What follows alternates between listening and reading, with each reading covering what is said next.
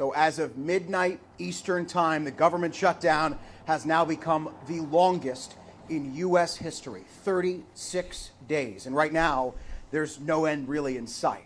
We're starting to see critical federal programs already be impacted. You've heard a lot about SNAP federal food assistance. Funding for that ran out over the weekend. The administration is deploying partial funding through an emergency fund after a court order, but that's not going to be nearly enough to cover the total need of SNAP for the month of November. It'll probably only cover about half, and those benefits could be delayed by weeks or months. There's been chaos in air travel, and the administration says more is to come the longer the shutdown goes on. We've seen Head Start programs start to run out of government funding, and the list goes on and on and on. Now, you heard me say at the beginning that there's no end in sight. We are seeing more movement on Capitol Hill than we have seen really at any other point in this shutdown.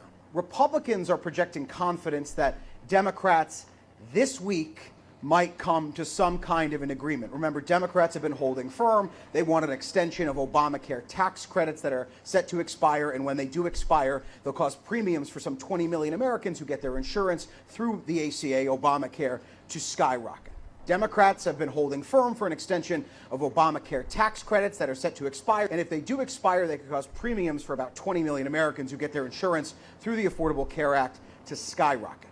Now, Democrats have not given any indication that they are ready to make a deal or in some cases back away from their demands, but that's what Republicans are projecting. And Republicans say that because, first, the impacts of the shutdown have never been this worse, and the impacts of any shutdown, this one especially, get worse by the day. Also, there's a thought on Capitol Hill that Election Day, the elections that happened yesterday, I'm actually coming from an Abigail Spanberger event in Richmond, there's a thought that those Election Day results for Democrats that were really positive across the board might in some way, shape, or form unlock some of the gridlock that we've seen on Capitol Hill. Again, that's just, at this point, Capitol Hill speculation.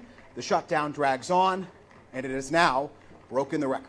So as of midnight Eastern time, man, people just want to work and feed their families. That's it. And they can't, some people can't even do that right now. They're scrambling trying to find some other way to get a paycheck. What is happening to us right now? America, what is happening to us?